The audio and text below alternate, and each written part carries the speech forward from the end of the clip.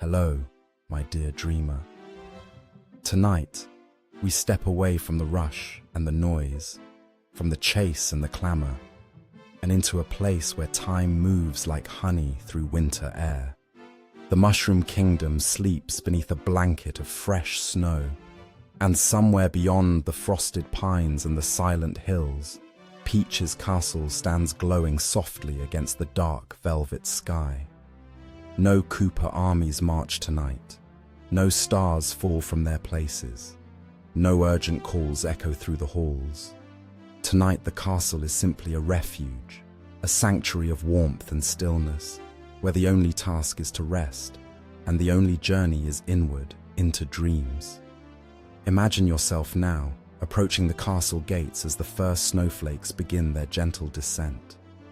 The world is hushed, muffled beneath layers of white.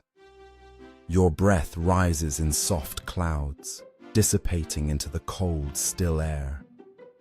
The gates stand open, not in haste or alarm, but in quiet invitation. No one guards them tonight. There is no need. Beyond the threshold, golden light spills from tall windows, flickering with the promise of fireplaces and candles, of safe corners and soft blankets. The stones beneath your feet are dusted with snow, and as you cross into the courtyard, the silence deepens, wrapping around you like a familiar cloak. This is not a night for quests or for proving yourself. This is a night for simply being, for letting the cold kiss your cheeks and the warmth await you just beyond the door, for knowing that within these walls you are expected, welcomed, and allowed to do nothing more than breathe. If this peaceful corner of the Mushroom Kingdom offers you even a moment's comfort, the kindest way to keep this sanctuary alive is to leave a gentle like and press subscribe, so that others seeking rest in Peach's snow-kissed gardens may find their way here too. Now, step forward. Let the snow settle on your shoulders. Let the castle doors open before you. You stand just outside the entrance now, your hand resting lightly on the cool brass handle. The metal is cold beneath your palm, but not biting, just enough to remind you that you are present, that you are here, that this moment is real. The snow falls silently around you, each flake drifting down from the endless dark above, catching the golden glow that spills from the windows. The world feels suspended, as if it has paused to let you catch your breath. You push the door open gently, and it swings inward without a sound, revealing the entrance hall beyond. Warmth rushes out to meet you, not overwhelming, but tender, like a soft hand guiding you inside. The air smells faintly of cinnamon and wood smoke, of vanilla, and something you can't quite name, but that reminds you of childhood, of safety, of home. You step across the threshold, and the door closes behind you with a quiet click, sealing out the cold and the silence of the snowy night. The entrance hall stretches before you, vast and yet somehow intimate. The ceiling arches high above, painted with frescoes of stars and flowers, of fields and skies, all rendered in soft pastels that seem to glow in the candlelight. The floor is polished marble, smooth and cool beneath your feet, veined with gold and cream. Along the walls, tall candelabras hold dozens of candles, their flames swaying gently in an unseen breeze, casting shifting patterns of light and shadow across the stone. No one is here to greet you, and that is perfect. There is no ceremony, no expectation. You are free to simply exist within this space, to let your eyes wander, to let your body settle. You take a slow breath, feeling the warmth seep into your skin, loosening muscles you didn't realize were tense. Your shoulders drop, your jaw unclenches. The tightness in your chest begins to dissolve. Ahead of you, A grand staircase rises toward the upper floors, its steps carpeted in deep crimson, soft and plush. To your left, an arched doorway leads into what looks like a sitting room. Firelight flickers within, and you catch a glimpse of overstuffed chairs and shelves lined with books. To your right, another doorway opens onto a long corridor, lined with windows that look out onto the snowy gardens beyond. Each path offers a different kind of quiet, a different invitation to rest. But you do not rush to choose. Instead, you remain where you are, letting the warmth continue its work, letting the soft light ease the edges of your thoughts. Outside, the snow falls steadily, tapping gently against the windows in a rhythm that feels almost like breathing. You close your eyes for a moment, listening. The world has narrowed to this: the warmth, the light, the faint crackle of distant flames, the whisper of snow against glass. When you open your eyes again, you notice details you missed before. A small side table near the door holds a silver tray, and on it sits a steaming cup. Tea, perhaps, or hot chocolate, you're not sure. But the steam curls upward in lazy spirals, and the scent is sweet and comforting. Someone has left it here for you, not with fanfare, not with expectation, but simply because they knew you might need it. You reach for the cup, and the porcelain is warm in your hands, radiating heat that travels up your arms and into your chest. You lift it to your lips and take a slow sip. The liquid is honeyed and rich, sliding down your throat and spreading warmth through your entire body. It tastes of vanilla and something floral, lavender, maybe, or chamomile, and it calms you in a way that feels almost magical. You take another sip, and then another, savoring the sensation, the simple pleasure of something warm and sweet after the cold. As you drink, your gaze drifts around the hall once more. You notice now that there are small details everywhere, signs of care and attention that speak of a home well loved. Fresh flowers sit in a vase on a narrow shelf. Winter blooms, pale and delicate. A tapestry hangs on one wall, depicting a quiet forest scene, all soft, greens and blues and golds. Beneath a window seat, cushions are piled high, inviting you to sit and watch the snow. You finish the last of your drink and set the cup back on the tray, feeling a warmth now, not just in your body, but in your chest, in the space behind your ribs where worry usually lives. Tonight, that space feels light, clear, open. You decide to explore, but there is no hurry. You move slowly, your footsteps soft on the marble, your hands trailing lightly along the walls. You pass beneath one of the candelabras, and the light washes over you, golden and kind. You pause to look up at the frescoes on the ceiling. The stars painted there seem almost to twinkle, as if they too are settling in for the night. Eventually, your feet carry you toward the sitting room on the left. The arched doorway frames a scene of perfect coziness. A fire crackling in a wide stone hearth, its flames leaping and dancing. A pair of armchairs drawn close to the warmth, their cushions deep and inviting. A low table between them, holding a stack of books and a half-melted candle. The walls here are lined with shelves, each one packed with volumes of every size and color, their spines gleaming faintly in the firelight. You step inside, and the warmth intensifies, wrapping around you like a blanket. The rug beneath your feet is thick and soft, patterned with flowers and vines in muted reds and golds.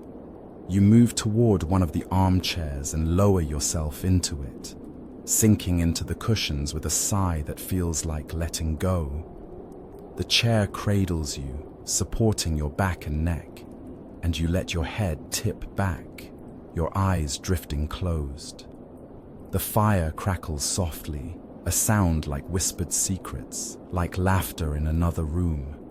The heat radiates outward, pressing gently against your skin, easing away the last remnants of cold.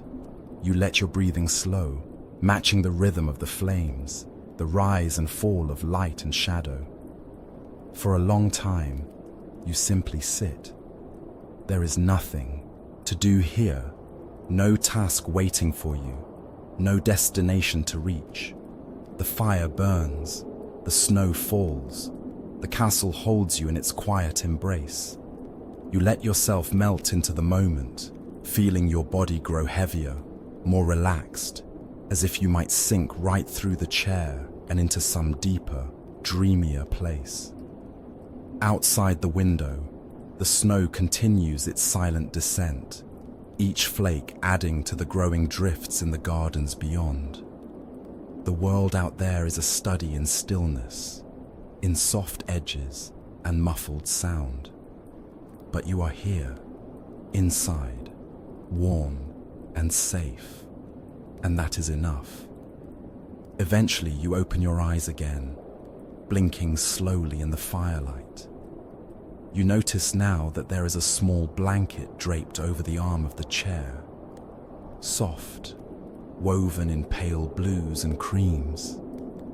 You reach for it and pull it over your lap, tucking it around your legs.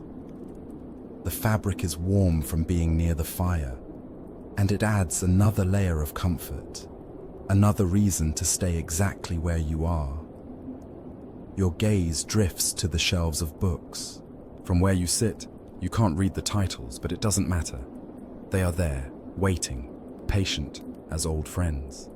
Perhaps later, or perhaps another night, you will choose one and lose yourself in its pages. But tonight, you are content to simply look, to let the presence of stories be enough without needing to open them.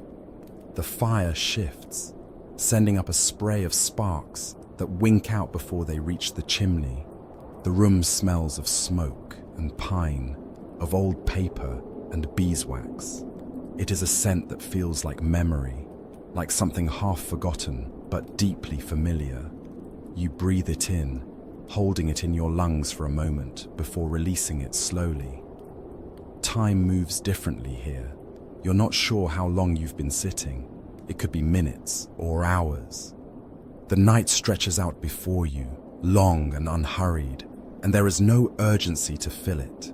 You could stay in this chair all night, watching the fire burn down to embers. You could rise and wander through the castle, discovering new rooms and quiet corners. Or you could simply close your eyes and let sleep find you here, wrapped in warmth and softness. But for now, you stay awake, present in this moment, soaking in the peace like sunlight after a storm. Your body feels heavy and light all at once, grounded and floating. Your mind is quiet, free from the constant chatter that usually fills it. There is only this: the fire, the chair, the blanket, the snow beyond the glass. You notice a toad now, moving quietly through the doorway at the far end of the room. They do not see you at first, or perhaps they do, and simply choose not to disturb you. They carry a tray with fresh candles, replacing the ones that have burned low. Their movements are slow and deliberate, reverent almost, as if they too are part of this quiet ritual, this tending of warmth and light. The toad finishes their task and turns to leave, but pauses when they catch sight of you. They offer a small, gentle smile, nothing intrusive, nothing demanding, and then a slight bow before slipping back through the doorway and disappearing into the depths of the castle. Their presence was brief, barely more than a whisper, but it adds to the feeling of being cared for, of being in a place where someone is always looking after the small things that matter. You pull the blanket a little higher and let your eyes drift back to the fire. The flames have settled now into a steady, rhythmic dance, smaller than before, but no less comforting. The logs glow deep red at their cores, pulsing faintly like a heartbeat. You watch them, letting your vision soften, letting the light blur and blend until it becomes something abstract, something beautiful and simple. The snow taps gently at the window, a soft percussion that blends with the crackle of the fire. You listen to the two sounds together, finding a harmony in their randomness, a kind of music in their overlapping rhythms. It is soothing, hypnotic almost, and you feel your eyelids growing, heavy again. But you resist sleep for just a little longer, wanting to savor this feeling, this rare and precious sense of peace. How often does a moment like this come? How often do you let yourself sit in stillness without guilt, without the nagging sense that you should be doing something, going somewhere, becoming someone else? Tonight, you are allowed to be exactly who you are, exactly where you are. There is no ladder to climb, no race to run. There is only the fire and the chair and the snow and the quiet certainty that this is enough. You take a deep breath, filling your lungs with the warm, scented air. You hold it for a moment, feeling your chest expand, feeling the fullness of it, and then you release it slowly, letting everything go, tension, worry, the weight of the day, the ghosts of tomorrow. It all flows out of you like water, leaving behind only lightness. The fire crackles once more, sending up a last small spray of sparks. They float upward, glowing briefly, before fading into nothing. You watch them disappear, and something about it feels significant, though you can't quite say why. Perhaps it is simply the reminder that all things are temporary, even warmth, even light. But that does not make them any less real, any less worthy of attention. You shift slightly in the chair, adjusting the blanket, and your eyes begin to wander again. To your right, there is a small side table you hadn't noticed before, and on it sits a single white candle in a brass holder. The flame is tall and steady, casting a circle of light across the table's surface. Beside it, someone has left a small dish of candied ginger, the pieces dusted with sugar and glowing amber in the candlelight. You reach for one, bringing it to your lips. The sugar dissolves on your tongue first, sweet and clean, and then the ginger follows, warm, spicy, grounding. It is a small thing, this piece of candy, but it feels like a gift, like another gentle offering from this place that seems to know exactly what you need. You let the flavor linger, savoring it, before reaching for another. The fire continues its quiet work, the snow continues its fall, and you continue to sit, held in the embrace of this moment, this room, this castle that has opened its doors to you and asked for nothing in return. Eventually, you rise from the armchair, leaving the blanket folded neatly over its arm. Your body feels warm and loose, your movements slow and unhurried. The fire has burned down to a bed of glowing coals, pulsing softly with residual heat, and the room has grown dimmer, more intimate. You take one last look at the shelves of books, the flickering candle on the side table, the window where snow continues to gather on the sill in soft, white drifts. Then you turn and make your way back through the arched doorway into the entrance hall. The candles here have burned lower as well, their flames smaller but no less steady. The light they cast is gentler now, more amber than gold, and it pools on the marble floor in warm circles that guide your path. You pause at the base of the grand staircase, looking up. The crimson carpet beckons, soft and inviting, and you wonder what lies on the upper floors. More rooms, certainly. Chambers for rest, perhaps a library, a music room, spaces designed for quiet contemplation. But you are not ready to climb yet. Something draws you instead toward the corridor on the right, the one lined with tall windows that look out onto the gardens. You move toward it, your footsteps whispering across the stone. As you enter the corridor, the temperature shifts slightly, still warm, but touched now by the coolness radiating from the glass. The windows stretch from floor to ceiling, each one framing a perfect view of the winter landscape beyond. The gardens are transformed beneath their blanket of snow, all sharp edges softened, all colors muted to shades of white and blue and silver. You walk slowly down the corridor, pausing at each window to gaze out. The snow falls steadily, illuminated by lanterns that line the garden paths, old-fashioned lanterns with glass panes and flickering candle flames inside. Their light spills onto the snow in pools of gold, creating small islands of warmth in the cold expanse.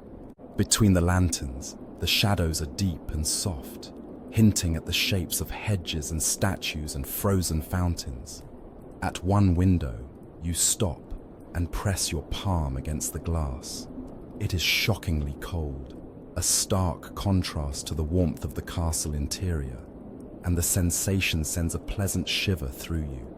You can see your breath fogging the glass, a small cloud that expands and then fades. Beyond, a stone bench sits half buried in snow, and you imagine what it would be like to sit there in summer, surrounded by blooming roses and the hum of bees. But tonight, it is silent and still, a monument to patience, to waiting. You pull your hand away from the glass and continue down the corridor. The windows give way briefly to stretches of wall hung with paintings, landscapes mostly, depicting meadows and forests and rivers, all rendered in soft, dreamy colors. One painting catches your eye, a field of sunflowers beneath a twilight sky, the flowers bowing their heads as if in prayer. You pause before it, studying the brush strokes, the way the light seems to glow from within the canvas itself. There is something deeply soothing about these paintings, about the way they invite you to step into another world, another season.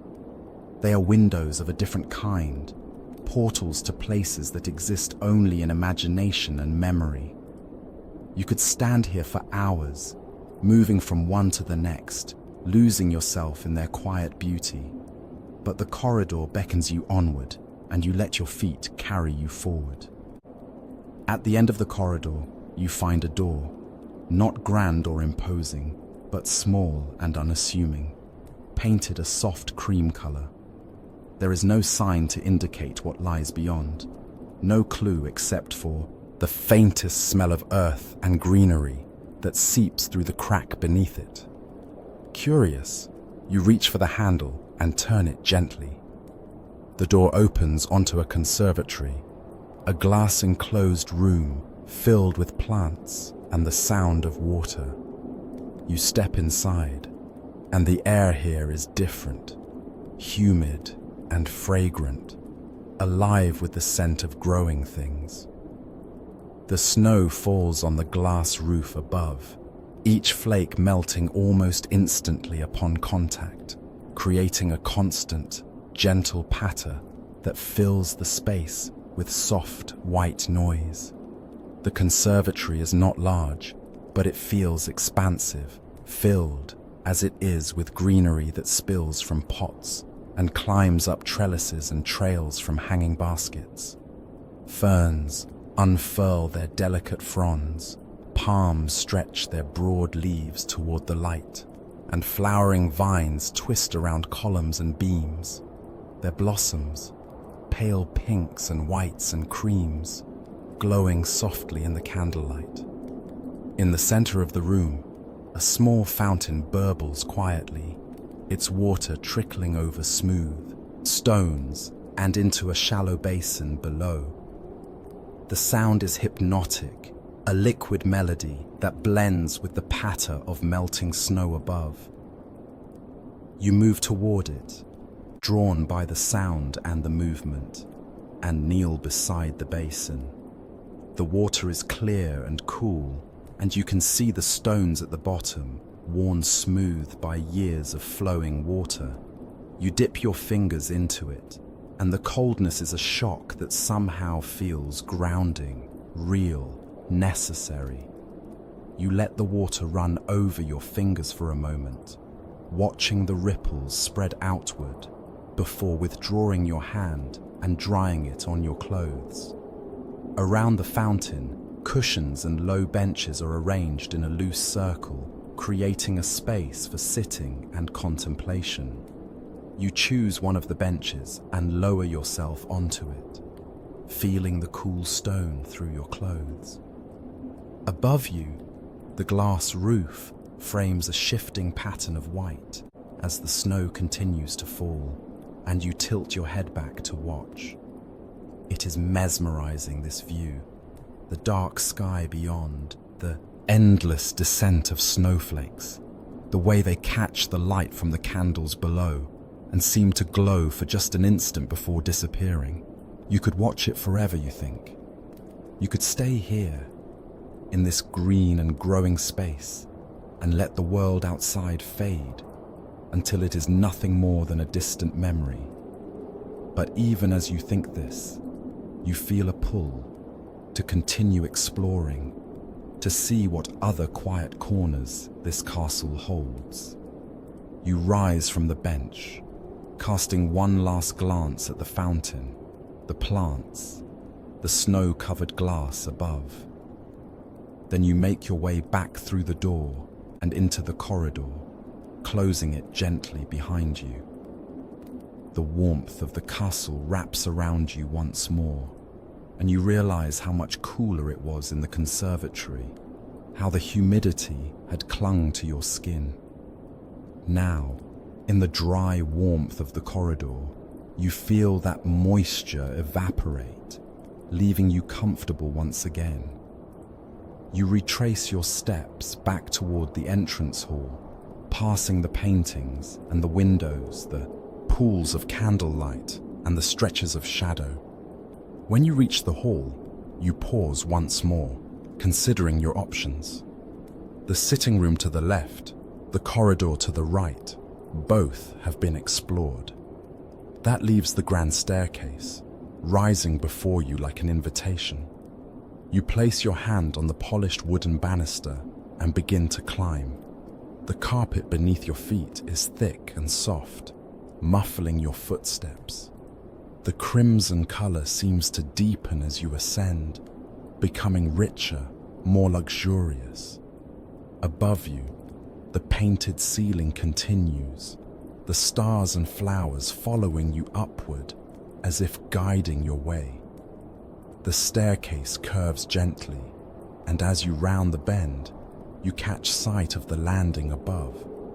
It is wide and open, with doorways leading off in multiple directions. More candles burn here, and the light is steady and warm, casting no harsh shadows. You reach the top of the stairs and pause, taking in the space. To your left, a hallway stretches into dimness, lined with closed doors, bedrooms perhaps, or private chambers. To your right, another hallway, this one shorter, ending in a pair of double doors that stand slightly ajar. Straight ahead, a single door painted a soft blue with a brass handle that gleams in the candlelight. You are drawn to the double doors on the right. There is something about them, the way they stand open just enough to suggest welcome, the faint sound of music that drifts through the gap. You move toward them and push one of the doors open wider, stepping into the room beyond. It is a music room, just as you suspected. A grand piano sits near the center, its black lacquer surface reflecting the candlelight in soft smears of gold. Beside it, a harp stands on a low platform, its strings gleaming like threads of moonlight. Along the walls, shelves hold various instruments, violins in their cases, flutes and recorders, a lute with mother-of-pearl inlay, even a small hand drum adorned with painted flowers. But the music you heard is not coming from any of these. Instead, it drifts from a music box that sits on a side table near the window. The box is open, and inside, a tiny ballerina spins slowly on her pedestal, her painted face serene, her arms raised in an eternal arabesque. The melody is delicate and wistful, a lullaby rendered in tinkling notes that seem to float on the air. You move closer to the music box, watching the ballerina turn. There is something deeply nostalgic about it, something that tugs at memories you can't quite place, childhood perhaps, or a dream you once had. You reach out and gently touch the edge of the box, feeling the smooth wood beneath your fingertips, the faint vibration of the mechanism inside. The music begins to slow, winding down, and you carefully turn the key on the side of the box, winding it up again. The melody resumes, a little faster now, a little brighter, and the ballerina spins on, tireless and graceful. You leave the music box to play and move toward the piano. The bench is padded, covered in deep green velvet that is soft beneath your hand. You sit down, facing the keys, and for a moment, you simply look at them, black and white, perfectly aligned, waiting. You are not a pianist, not really, but you place your fingers on the keys anyway and press down gently. The notes that emerge are soft and tentative, a random collection of sounds that nonetheless feel right in this space, in this moment. You press another key and another, not trying to make a melody, just exploring the instrument, feeling the weight of the keys beneath your fingers, the way each note hangs in the air before fading. The music box continues its tinkling tune behind you, and your random notes blend with it, creating something strange and accidental and oddly beautiful. You smile to yourself, amused by the thought that you are making music in Princess Peach's castle, that you are here at all, sitting at this grand piano in the middle of a snowy night.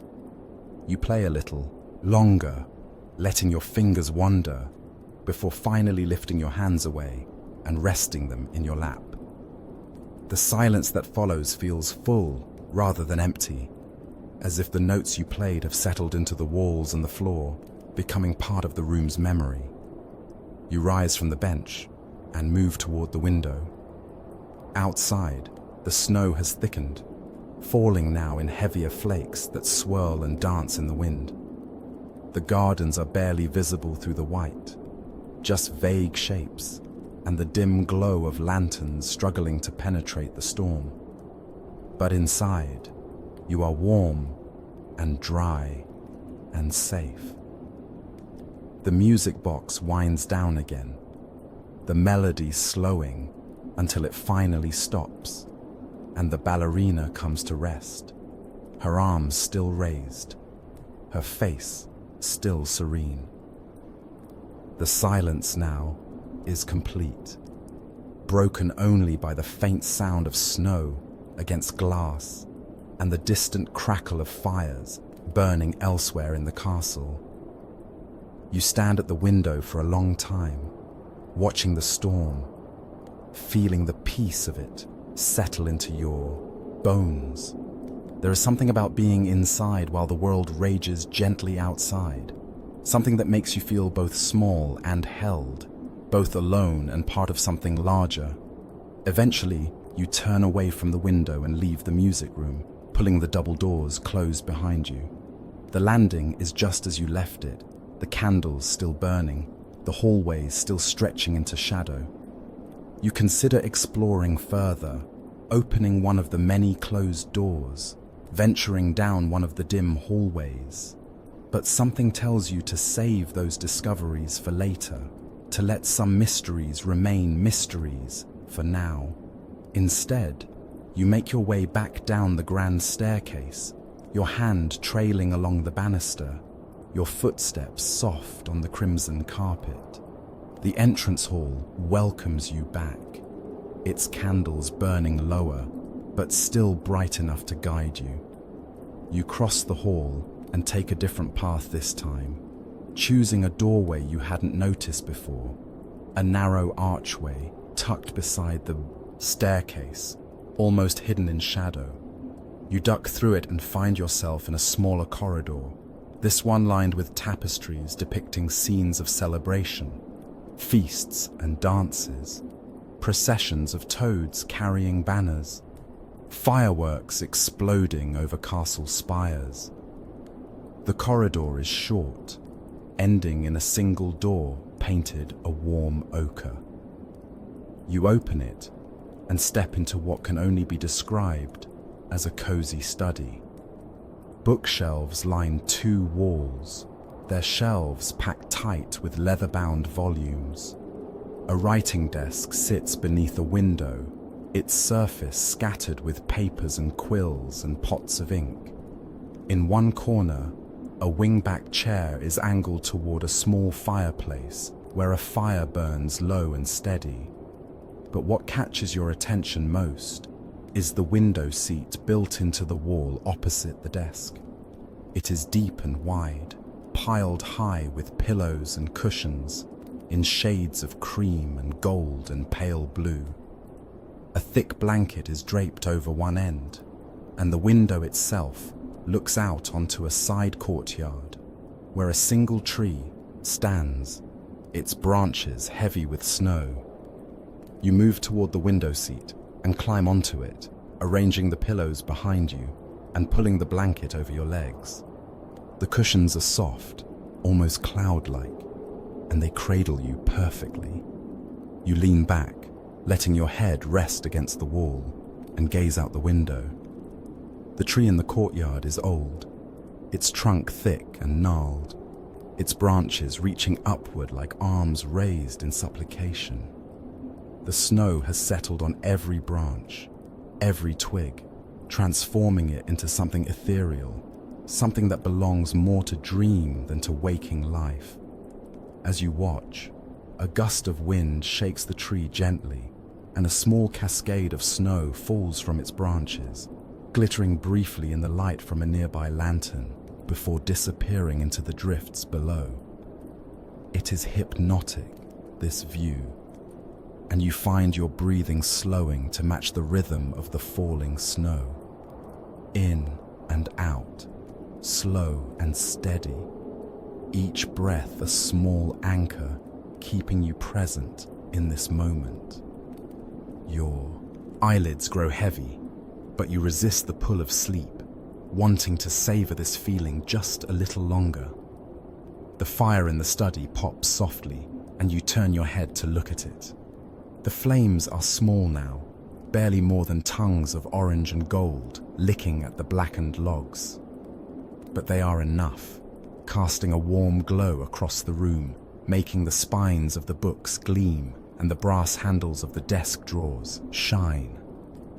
You imagine the person who uses this study, Princess Peach, perhaps, sitting at the desk late into the night, writing letters or reviewing documents, the fire crackling beside her, a cup of tea cooling on the desktop.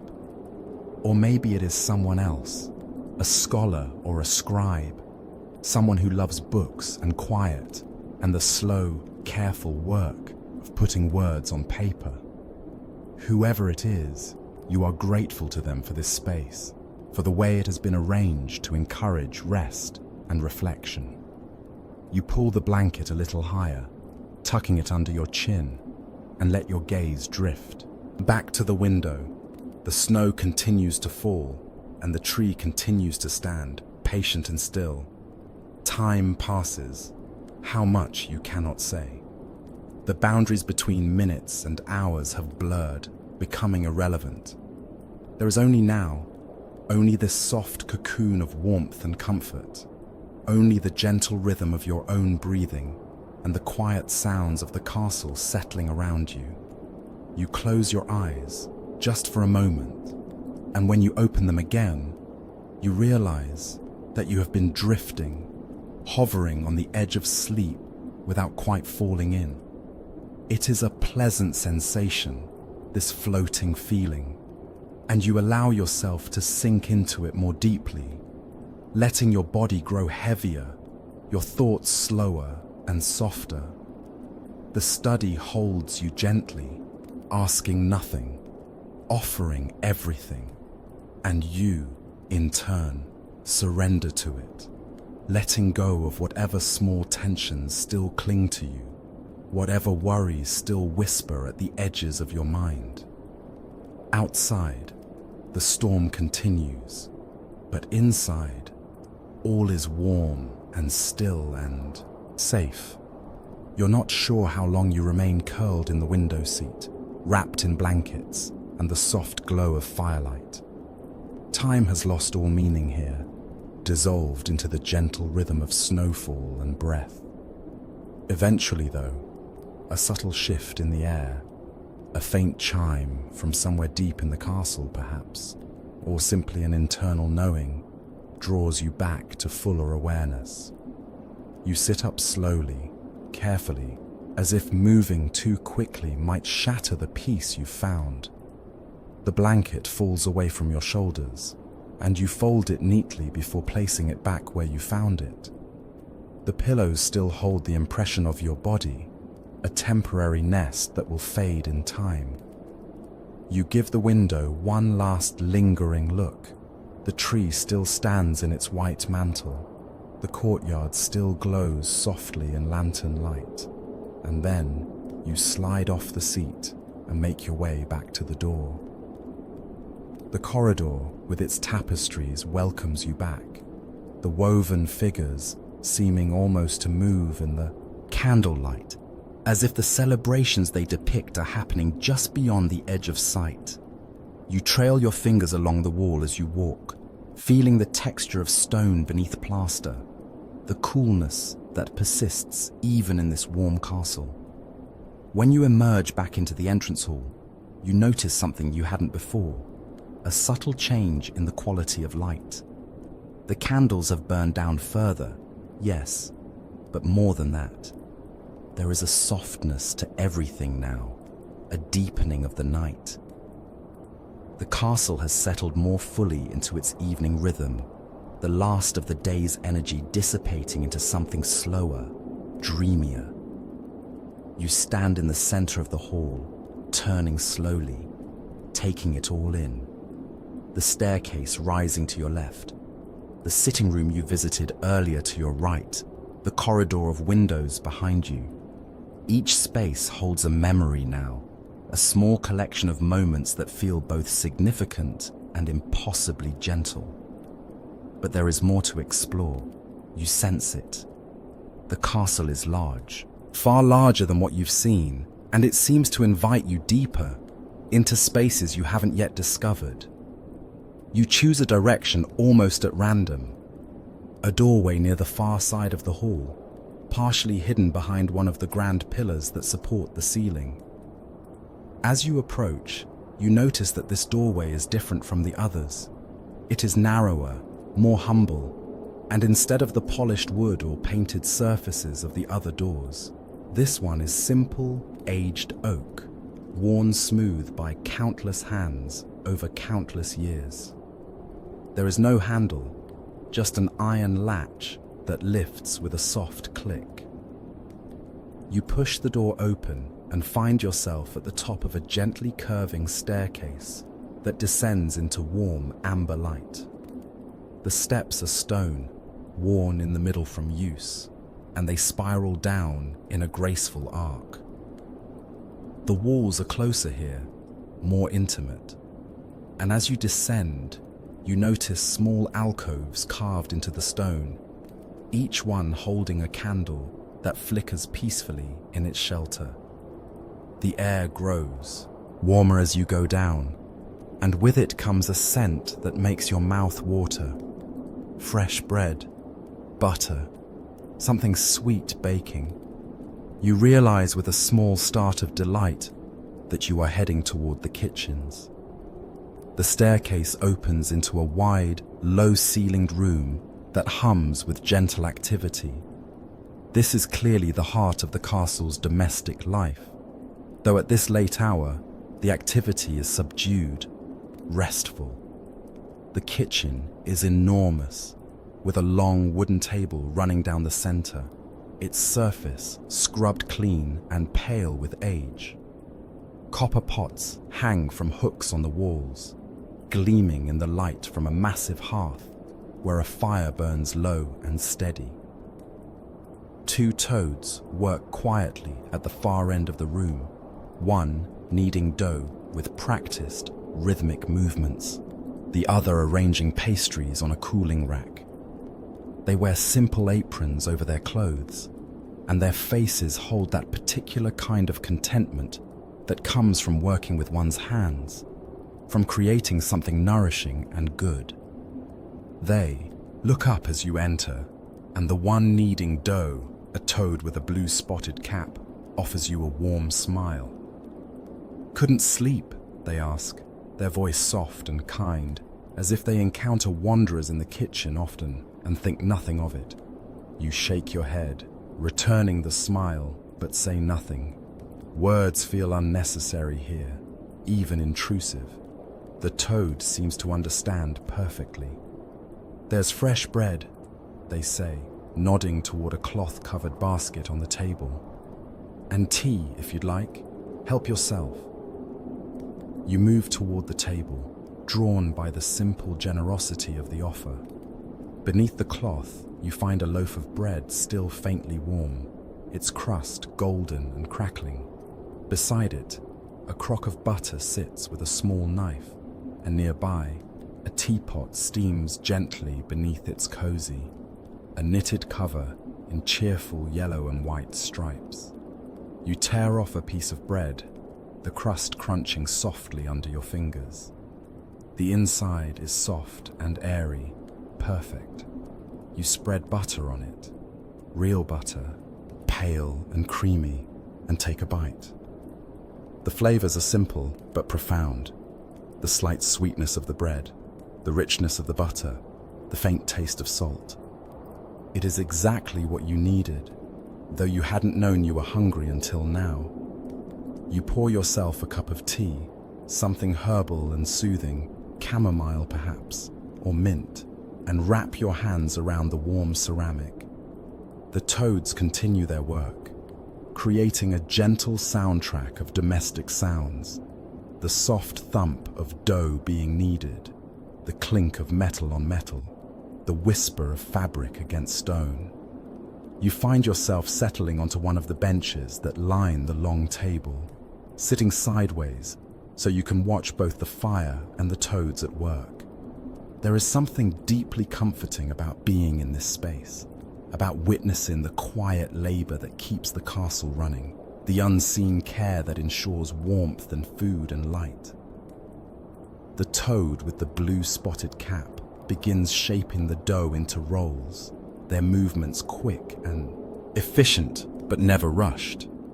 Each roll is placed carefully on a baking sheet, given space to breathe and rise. The other toad, wearing a red spotted cap, hums softly as they work, a melody you don't recognize, but that seems to fit perfectly with the crackling fire and the warm, yeasty air. You sip your tea and eat your bread slowly, savoring each bite, each swallow. The simple act of eating becomes almost meditative, a way of being present, of honoring the care that went into creating this food. When you finish, You wipe your hands on a cloth napkin that was tucked beside the basket and carry your empty cup to the deep stone sink. You can leave it, the toad in the red cap says gently. We'll take care of it. But you rinse it anyway, letting the cool water run over your hands, watching it swirl down the drain.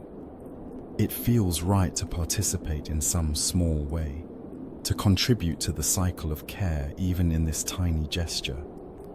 When you turn back to the room, the toad with the blue cap has placed the tray of rolls into the oven, closing the heavy iron door with a soft clang. They dust flour from their hands and give you another smile. The castle is yours to explore, they say. Though if you're looking for a particularly peaceful spot, the conservatory on the east side is lovely this time of night. Or the tower room, if you don't mind stairs. You nod your thanks, filing away these suggestions like gifts. The mention of a tower room intrigues you. Something about the word tower suggests solitude, perspective, a place from which to see without being seen. You make your way back to the spiral staircase and climb up, emerging once more into the entrance hall. The candles have burned lower still, and the light has taken on a honeyed quality, thick and golden. You stand for a moment, orienting yourself, trying to remember if you've seen any staircases that might lead to a tower. Then you recall, at the far end of the corridor with the windows, there had been something you hadn't investigated, a small door that you'd passed without much thought. Perhaps that leads upward. You make your way back through the corridor, past the paintings and the windows with their views of endless white. The door is where you remember it, tucked into a corner where the corridor ends. It's smaller than the others, barely taller than you, and when you try the handle, it opens onto a narrow spiral staircase made of stone. This staircase is different from the one leading to the kitchen, steeper, tighter, clearly built for access rather than comfort. But the steps are worn smooth, and there's something inviting about the way they curve upward, disappearing into shadow above. You begin to climb, one hand trailing along the curved wall for balance. The staircase winds up and up, seeming to go on longer than you expected.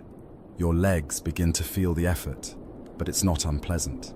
Just a gentle reminder that you have a body, that you are physical and real and moving through space. Small windows appear at intervals, narrow slits in the stone that let in wisps of cold air and glimpses of the storm outside. You pause at one to catch your breath and peer out. The view is disorienting at first. You're higher than you realized, high enough that you can see over the castle walls and out across the snowy expanse beyond. The gardens are directly below, transformed into abstract shapes by distance and snow. Beyond them, the dark line of forest, and beyond that, nothing but white and grey and the deep navy of the night sky. You continue climbing, and finally, the staircase ends at a simple wooden door with iron hinges. You push it open and step into the tower room. It is small and circular, with windows all around, offering views in every direction. The floor is covered with a thick rug patterned in deep blues and purples, and against one wall stands a narrow daybed, piled with cushions and blankets. A small writing desk sits beneath one window, bare except for a candle in a brass holder, already lit and casting dancing shadows on the curved walls. And in the center of the room, inexplicably, there is a telescope mounted on a wooden tripod, angled toward the largest of the windows. You move toward the telescope first, drawn by curiosity. Through the window, the sky is obscured by falling snow, but you bend down and peer through the eyepiece anyway. All you see is white and blur, the storm too thick for stargazing. But there's something charming about the attempt, about the telescope waiting patiently for a clear night that may or may not come. You straighten and move to the windows, pressing your face close to the glass.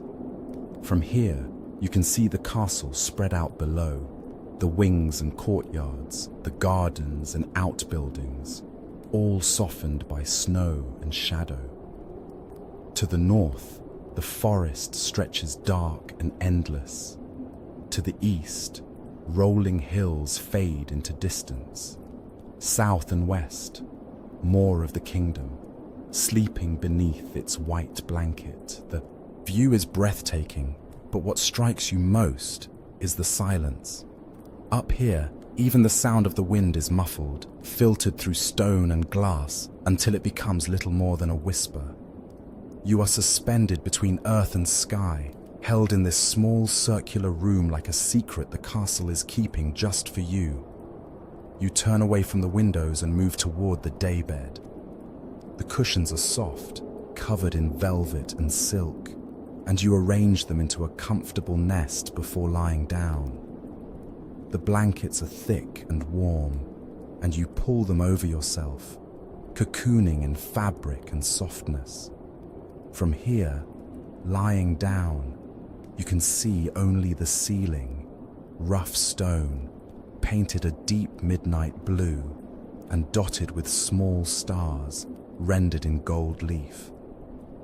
Someone has turned this tower room into a planetarium of sorts, a place to contemplate the heavens even when the actual sky is hidden. You lie there, gazing up at the painted stars, and let your mind wander. You think about the journey that brought you here.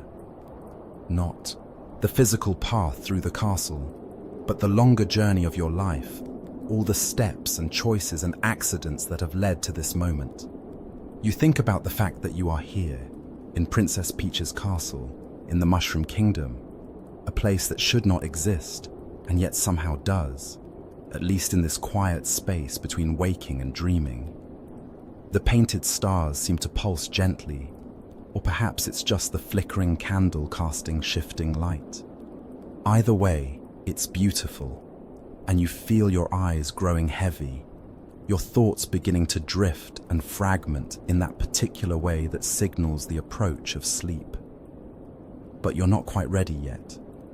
You want to hold on to this feeling a little longer, this perfect balance between comfort and wonder, between solitude and the sense of being cared for. You want to remember the weight of the blankets, the softness of the cushions, the way the candlelight makes everything glow. Outside, the storm continues its patient work, adding layer upon layer to the drifts below. Inside, the candle burns steadily, its flame unwavering, and you lie suspended between them, warm and safe, held by the castle's gentle embrace. You think about the toads in the kitchen, kneading dough and humming. You think about the fire in the sitting room, the fountain in the conservatory, the music box in the music room with its eternal ballerina. You think about all the small kindnesses this place has offered you, the cup of tea left on the tray, the blankets placed just where you might need them, the bread still warm from the oven. This is what the castle is, you realize. Not just stone and glass and grandeur, but care made tangible. Every room, every corner, every lit candle is an expression of someone's attention, someone's desire to create comfort and peace. And you are the recipient of all that care tonight, allowed to wander freely, to rest wherever you choose, to simply be. The gratitude you feel is almost overwhelming, and for a moment, your eyes prick with unexpected tears. But they are not sad tears. They are the kind that come from being moved, from recognizing grace when you encounter it. You blink them away and take a deep breath, centering yourself once more in the present moment. The tower room, the painted stars, the warm cocoon of blankets, the soft patter of snow against the windows, the distant, barely audible sounds of the castle settling, a creak of wood, a whisper of wind in the chimney, the muffled chime of a clock somewhere far below. You let your eyes drift closed, just for a moment, and in that darkness, you become even more aware of your other senses. The weight of the blankets pressing down on you, the slight roughness of the velvet cushion beneath your cheek, the faint smell of candle wax and old stone, the taste of butter and bread still lingering on your tongue. When you open your eyes again, the painted stars are still there, still glowing their gentle gold. You smile at them, feeling foolish and content all at once. Then you turn onto your side, pulling the blankets up to your chin, and let yourself begin to drift in earnest. The tower room holds you safely, this small circular space at the top of the world. The castle continues its quiet vigil, keeping watch through the storm. And you, wrapped in warmth and care, begin to slip toward dreams, knowing that whatever comes next, whether deeper sleep or another wandering exploration, you are exactly where you need to be. The candle flickers once, twice, then steadies. Outside, a gust of wind sends snow swirling past the windows in intricate patterns. And slowly, gently, without effort or resistance, you feel yourself letting go, sinking deeper into comfort, into peace, into the soft and boundless dark that waits to hold you through the night. You wake, though perhaps wake is not quite the right word, for you are not certain you ever fully slept.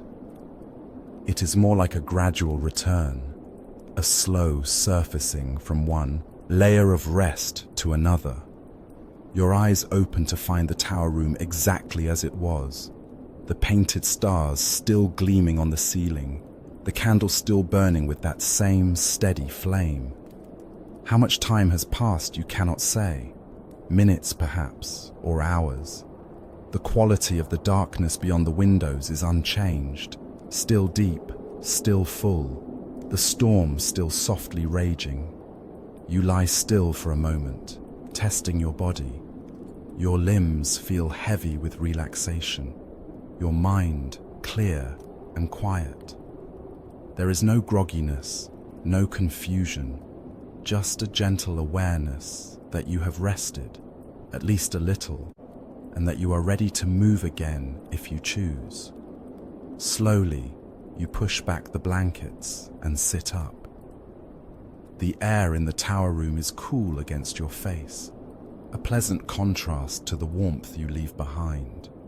You stand and stretch, reaching your arms overhead, feeling your spine lengthen and your shoulders open. The movement feels good, necessary, like water after long stillness. You move to one of the windows and look out. The storm has not lessened, but neither has it worsened. It continues at its own pace, indifferent and patient, transforming the world flake by flake. The castle below is mostly dark now, just a few windows still glowing with warm light. Other insomniacs, perhaps, or staff keeping vigil through the night. You wonder about those other lights, about the people behind them. What are they doing in their illuminated rooms? Reading, maybe. Writing letters. Sitting by their own fires, lost in their own thoughts. The castle is large enough that you could wander all night and never encounter another soul.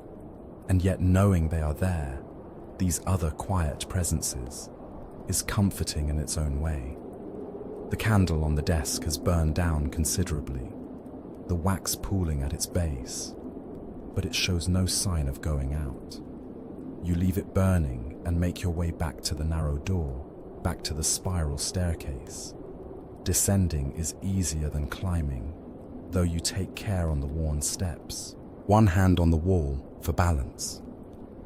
When you emerge back into the corridor of windows, the castle feels even quieter than before, if such a thing is possible. The silence is not empty though. It feels full, pregnant with potential, as if the building itself is breathing slowly, dreaming its own dreams. You walk without particular destination, letting your feet choose the path. They carry you past familiar doorways and down a hallway you haven't explored yet. This one narrower, more intimate, with a ceiling low enough that you imagine taller visitors might have to duck. The walls here are painted a soft sage green, and small landscape paintings hang at intervals, each one depicting a different corner of the Mushroom Kingdom. Rolling hills dotted with blocks, a beach with turquoise water, a desert with a pyramid rising in the distance. The hallway turns and opens into an unexpected space. A library, though much smaller than the grand one you imagine must exist elsewhere in the castle. This is clearly a personal collection, a reading room designed for solitude and concentration.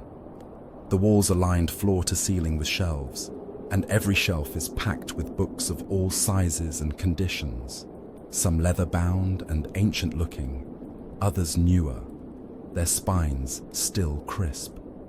A rolling ladder leans against one wall, ready to provide access to the highest shelves. In the center of the room, two leather armchairs face each other across a small table, and between them, a lamp burns low, its shade casting a circle of golden light. But what catches your attention most is the window seat that runs the length of the far wall. Even larger than the one you found in the study, this one could easily hold 3 or 4 people. It is piled with an absurd number of pillows, some embroidered, some plain, all clearly chosen for maximum comfort. A mountain of blankets spills over one end, and the window itself, though dark with night and storm, is framed by heavy velvet, curtains in a deep wine red. You move toward the shelves first, curious about what kinds of books live here. You tilt your head to read the spines. They are arranged without obvious order, philosophy next to poetry, history beside fairy tales. You pull one out at random, a slim volume bound in green cloth, its title embossed in silver. Meditations on Quiet Spaces, it reads, and when you open it, you find short essays and reflections on solitude, silence, and the art of being still. You read a few lines.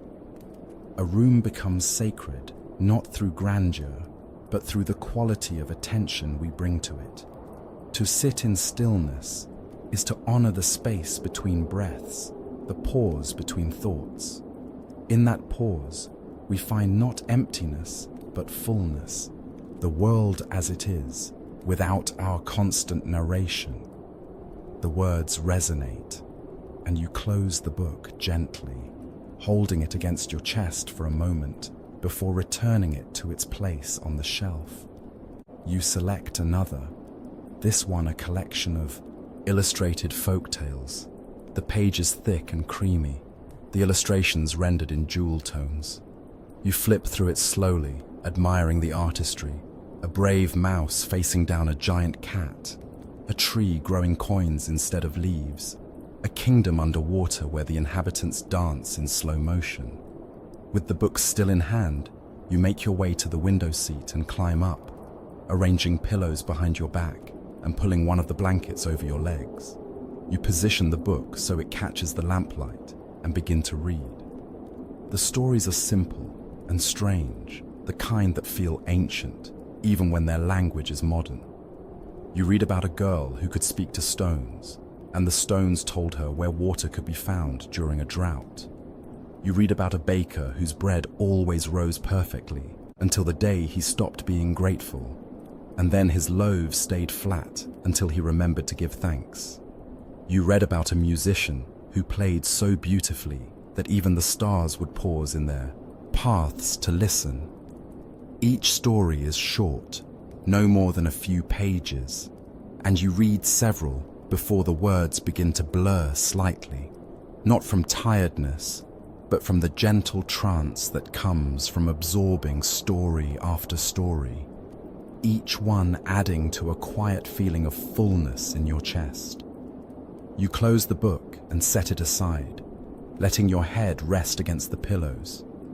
Through the window, the snow continues its descent, and you watch it for a while, not thinking, just observing the patterns. The way some flakes seem to spiral, the way others fall straight and true, the way they occasionally cluster together before separating again. A sound reaches you from somewhere else in the castle, very faint, almost at the edge of hearing. It might be footsteps, or a door closing gently, or simply the building settling. You listen for it to repeat, but it doesn't, and the silence returns, deeper than before. You think about the stories you just read, about their simple wisdom, their gentle morals. They remind you that magic doesn't have to be loud or flashy. Sometimes it's just bread that rises, or a stone that speaks, or a piece of music that changes the way you see the world. Sometimes magic is nothing more than attention, gratitude, the willingness to stop and listen. And isn't that what this night has been? A kind of quiet magic, an invitation to slow down and notice the way firelight dances, the way snow transforms, the way comfort can be found in the smallest things. The cup of tea left on a tray, the blanket draped over a chair, the candle that never goes out. You pull the blanket higher and let your gaze drift around the library. It occurs to you that you could stay here all night, reading story after story, losing yourself in other worlds, while this one continues its soft storm outside. There is no rule that says you have to keep moving, no expectation that you explore every corner. You could claim this window seat as your own, build a nest of pillows and blankets and books, and simply exist here until dawn. But even as you think this, you feel the gentle pull of curiosity, the desire to see what else the castle might offer. And so, after a few more minutes of stillness, you carefully extricate yourself from the window seat, folding the blanket and arranging the pillows back into their mountain. You leave the library and continue down the hallway, which curves gently to the left before opening into a wider space. A gallery, you realize, with artwork hung on every wall. Unlike the paintings in the corridors, these are different, more varied in style and subject.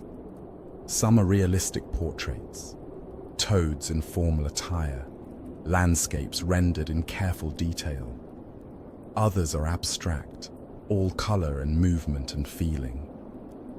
One painting stops you in your tracks. A night sky filled with stars, but the stars are falling, streaming down in lines of gold and silver against a deep indigo background. It is both beautiful and melancholy, and you stand before it for a long time, feeling something shift in your chest. Not sadness exactly, but a kind of sweet ache, the feeling you get when you recognize something true.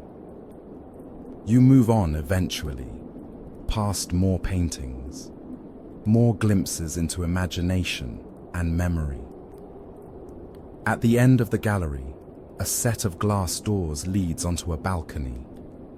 Through the glass, you can see snow piled on the balustrade, but the doors are not locked, and when you try the handle, it opens smoothly. Cold air rushes in, sharp and bracing, and you step out onto the balcony, pulling the door closed behind you. The temperature drops instantly, the warmth of the castle left behind. Your breath comes out in white plumes, and the snow stings your cheeks, but it feels good, real, immediate, alive. The balcony overlooks a different part of the gardens than you've seen before, a section with what must be, in warmer months, a rose garden. Even now you can see the shapes of the bushes, pruned back and covered in snow, and the trellises standing, like sentinels, waiting for spring. You move to the balustrade and brush snow from a section of it, then lean against the cold stone. The storm surrounds you now, no longer something seen through glass, but something you are inside, part of. Flakes land on your face, melt against your skin. The wind tugs at your clothes, playful but not vicious. Above, the sky is a swirl of white and dark, the clouds too thick to reveal any hint of stars. You close your eyes and simply feel it. The cold, the wet, the movement of air. It is the opposite of the warmth and stillness inside, and you need both, you realize.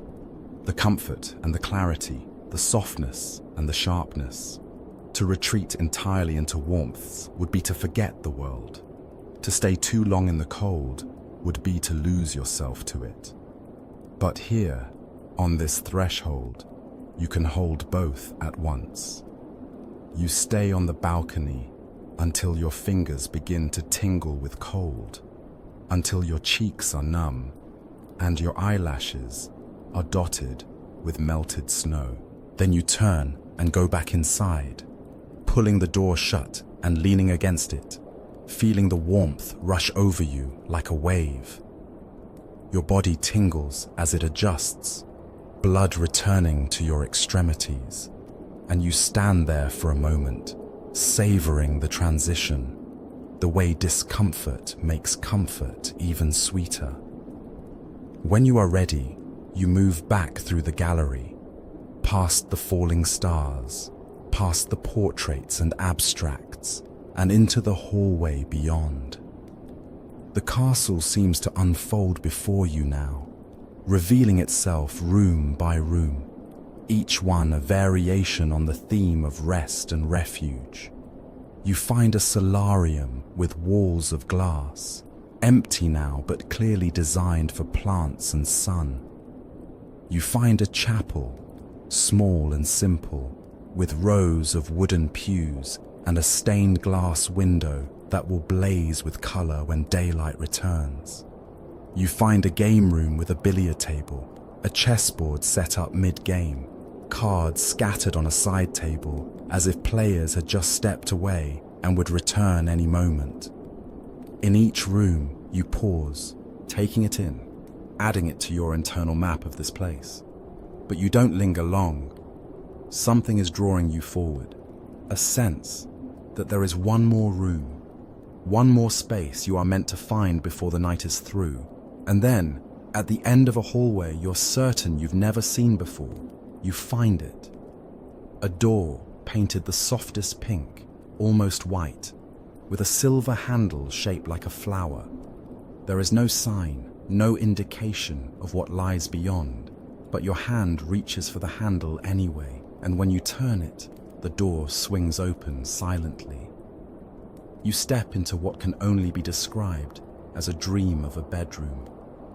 The space is neither large nor small, but perfectly proportioned, with a high ceiling painted to look like a dawn sky, soft pinks and golds and lavenders blending into one another. The floor is covered with a plush carpet in cream, so thick your feet sink into it. Against the far wall stands a bed, and it is the most inviting thing you have ever seen. It is a four-poster, draped with sheer white curtains that glow in the light from bedside lamps. The bed itself is piled high with pillows, so many pillows it seems impossible, and a duvet so thick and soft it looks like a cloud. The sheets are crisp white linen, and the whole arrangement seems to whisper promises of the deepest, most restful sleep imaginable. But it is not just the bed. The entire room is designed for rest. A small fireplace crackles gently in one corner, the flames reflected in a mirror hung above the mantel. A carafe of water and a glass sit on one nightstand, along with a sprig of lavender in a tiny vase. On the other nightstand, a small music box, not the one from the music room, but a different one, simpler, with a key already wound. You move toward the bed, as if drawn by gravity, unable to resist its pull. When you reach it, you pull back the duvet and run your hand over the sheets. They are impossibly soft, smooth, and cool to the touch. You sit on the edge of the mattress, and it gives just the right amount, supporting without being firm, cradling without swallowing. This is it, you think. This is where the night has been leading you, not to exhaustion, but to this perfect readiness for rest. Every room you've visited, every corner you've explored, has been part of a slow unwinding, a gentle preparation for this moment when you could finally, fully let go. You stand and move to the window. There is always a window, and look out one last time. The storm continues, patient and persistent, remaking the world in white. But you are done watching now. You are ready to close your eyes, to trust the castle to keep vigil while you sleep. You return to the bed and climb in, pulling the duvet up to your chin. The sheets are cool at first, but they warm quickly, and the weight of the duvet is perfect, substantial enough to feel like an embrace, light enough to let you breathe. You arrange the pillows. There are so many you can build exactly the configuration you need and settle in, your head cradled, your body aligned. On impulse, you reach for the music box on the nightstand and open it. A gentle melody begins, even softer than the one in the music room, a lullaby rendered in the simplest possible notes. It is the sound of peace translated into music, and you listen to it as your eyes drift closed, as your breathing slows and deepens. The fire crackles softly. The music box plays on. Outside, the snow falls and falls. And you, held by the castle, surrounded by care and warmth and infinite gentleness, finally surrender to sleep, knowing that you are safe, that you are home, that nothing is required of you but this: to rest, to dream, to simply be. Sleep, when it comes, is not the heavy, dreamless void you might expect after such a night of wandering. Instead, it is soft and layered, filled with gentle images that drift through your consciousness like clouds across a summer sky. You dream of gardens in bloom, of fountains that sing, of hallways that stretch into infinity, each door opening onto a new shade of peace. The dreams are not narratives. There is no plot, no tension, no resolution needed, just a series of beautiful moments strung together like pearls on an invisible thread. At some point, you become aware that you are dreaming, and yet this awareness does not wake you. Instead, it allows you to float in that liminal space between sleep and waking, where the boundaries blur and everything feels possible. You are in the bed. You know that much. You can feel the softness of the sheets, the weight of the duvet, the way your body has settled into perfect comfort. But you are also somehow still wandering the castle, visiting rooms that may or may not exist, speaking without words to toads who smile and nod and offer you things you didn't know you needed. In one dream, you are back in the conservatory, but now it is flooded with moonlight that turns everything silver and blue. The plants have grown impossibly tall. their leaves brushing the glass ceiling, and the fountain flows upward instead of down, the water defying gravity in lazy spirals.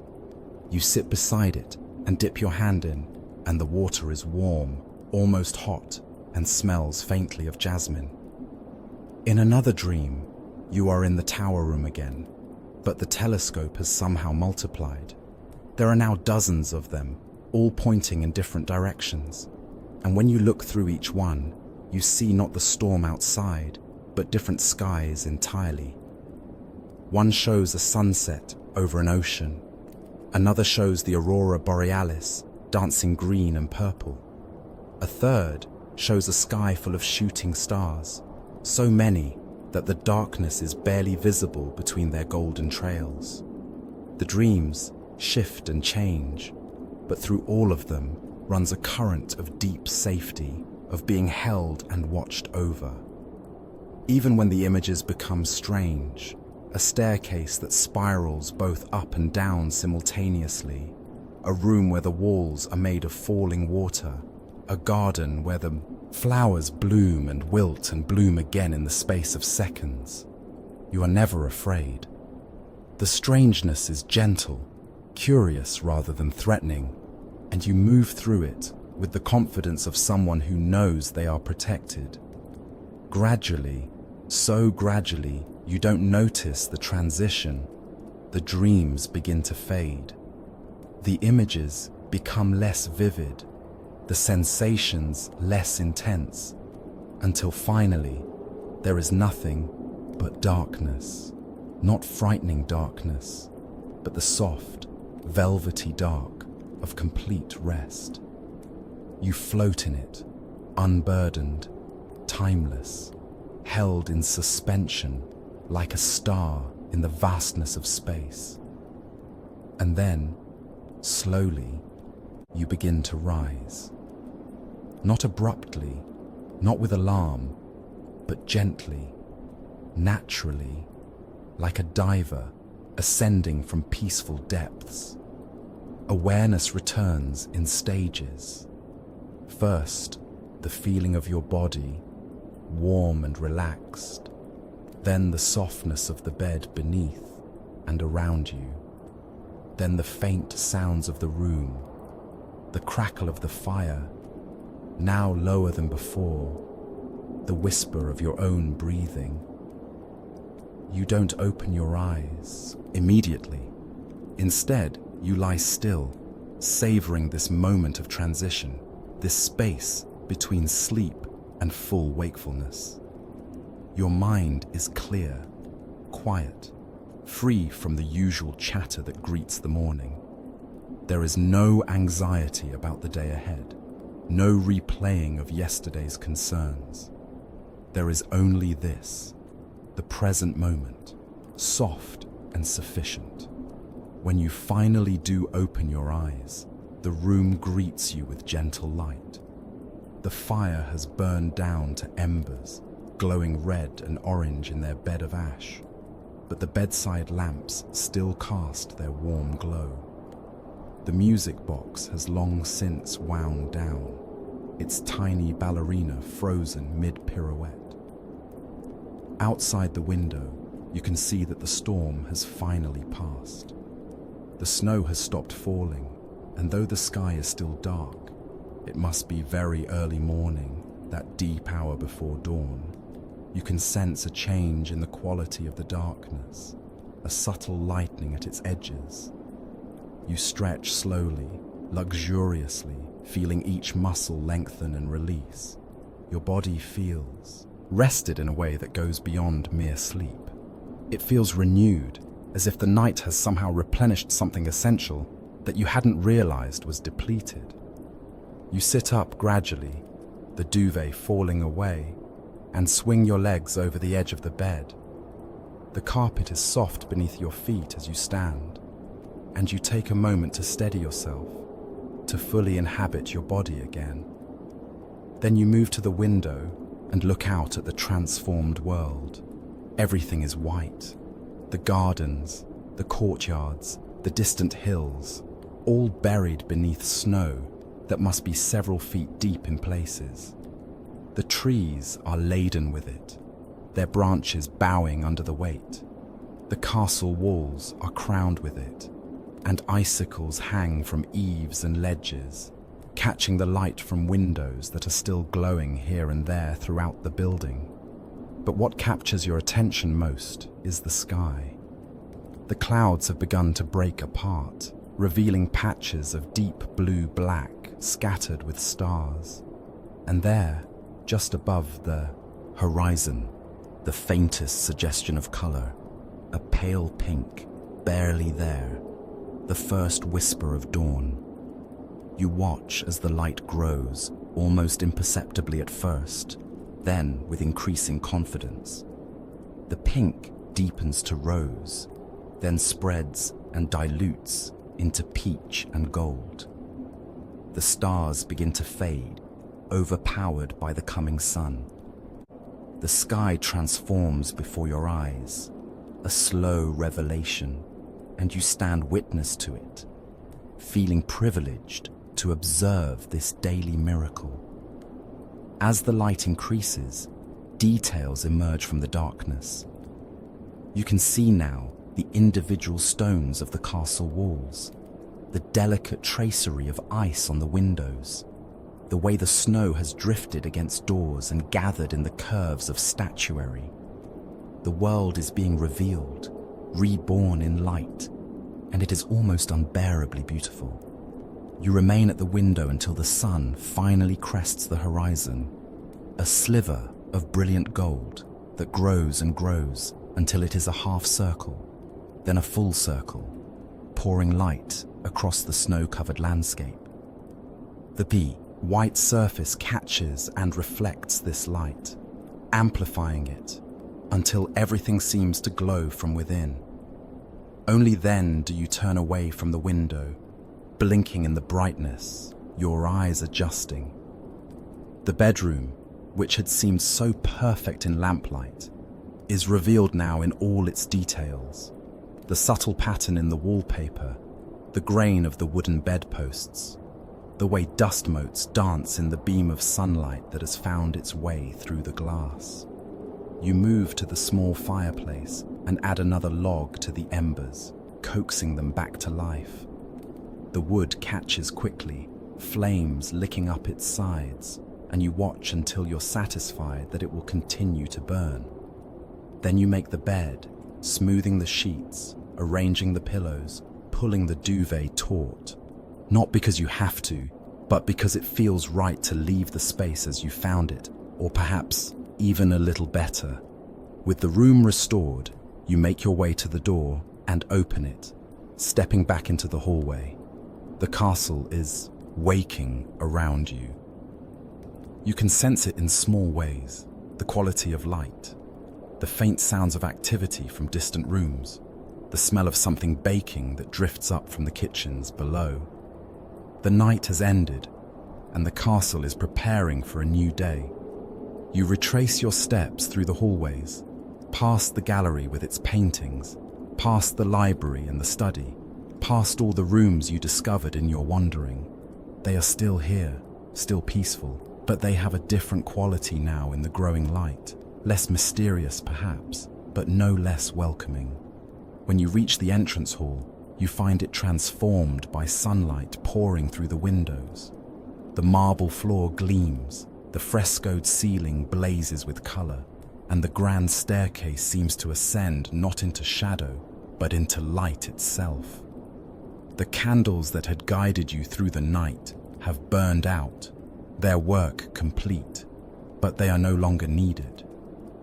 You pause in the center of the hall, turning slowly to take it all in one last time.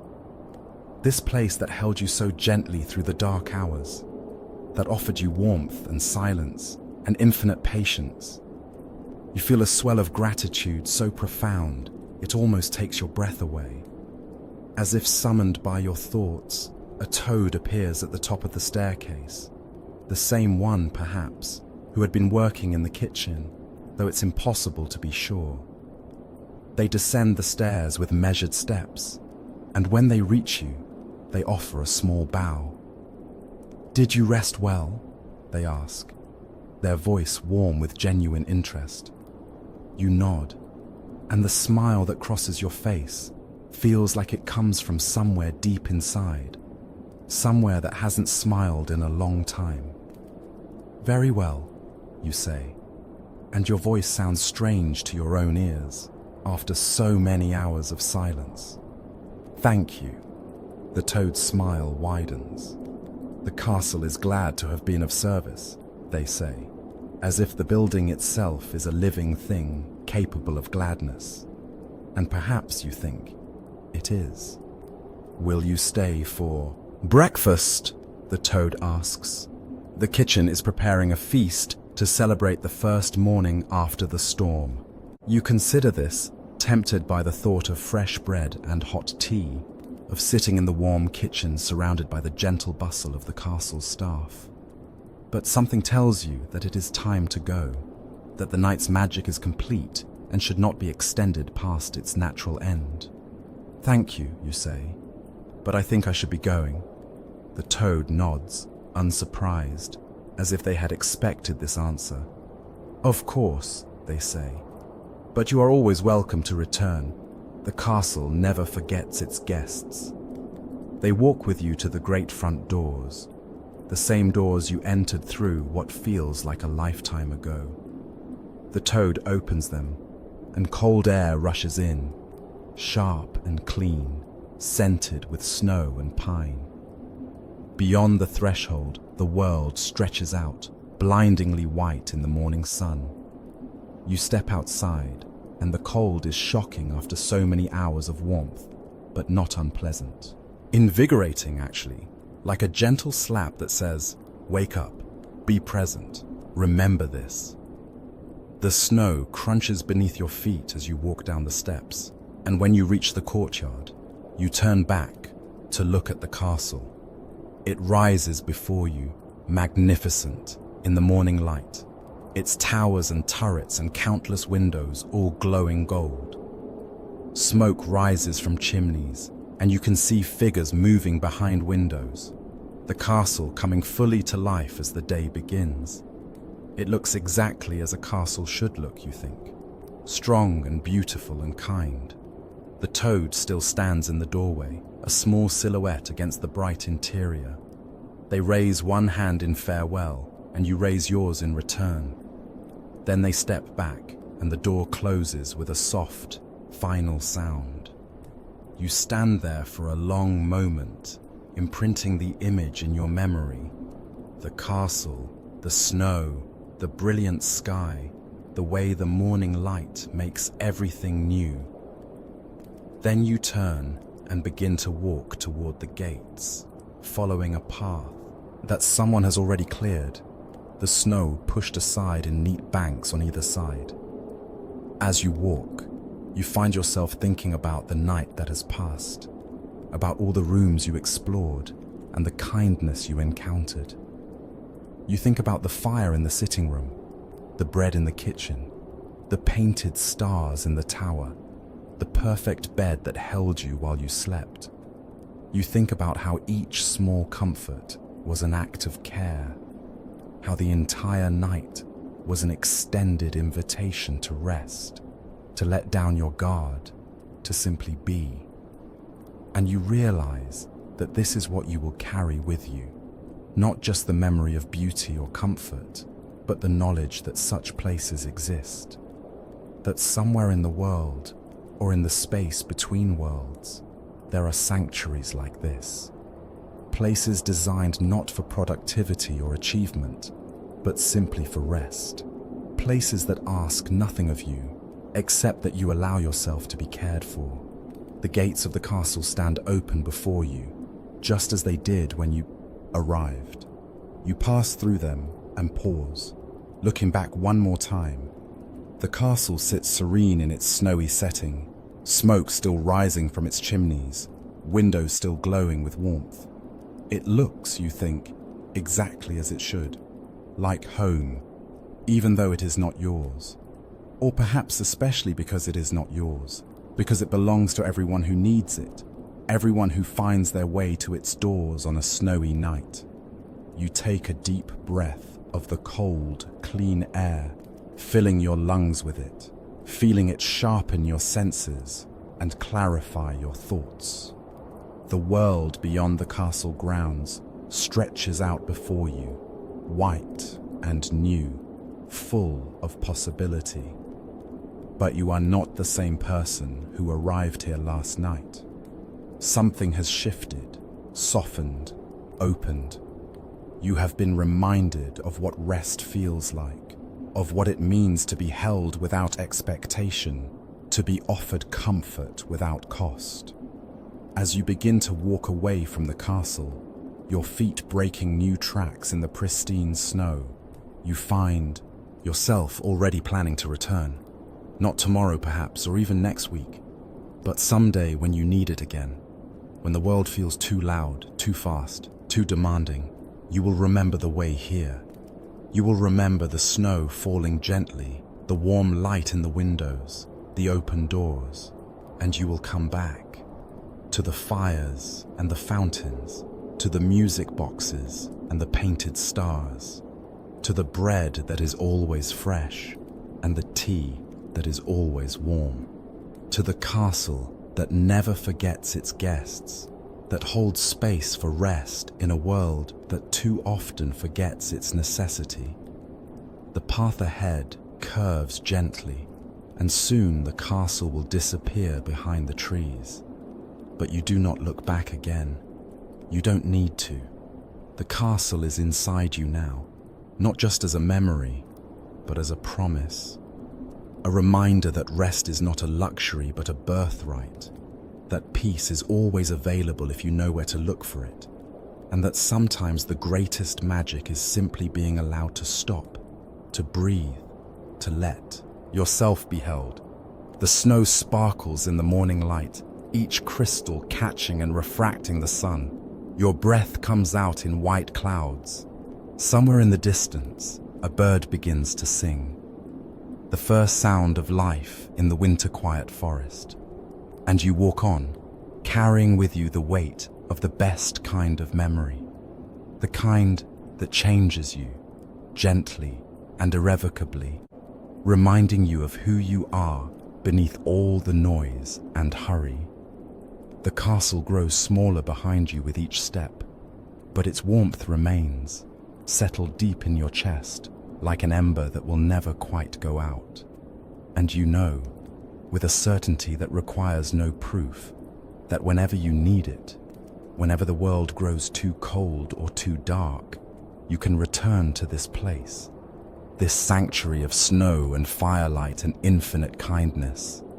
Until then, you carry it with you, a castle made of peace, a kingdom made of rest, and the knowledge, precious and sustaining, that you are always, always welcome home. If this gentle journey through Peach's castle brought you even a moment of calm, if the snow-kissed gardens and warm hearths offered you a place to rest your weary mind, then please consider leaving a like and subscribing. In doing so, you help others find their way here too. Other dreamers seeking refuge, other wanderers in need of a quiet corner where they are welcomed exactly as they are. This small act of kindness ensures that the castle's doors remain open, its fires burning bright, for all who need shelter in the storm. Thank you for walking these halls with me tonight, dear dreamer. May you carry this peace with you wherever you go, and may you always remember the way back when you need it. Rest well and dream softly.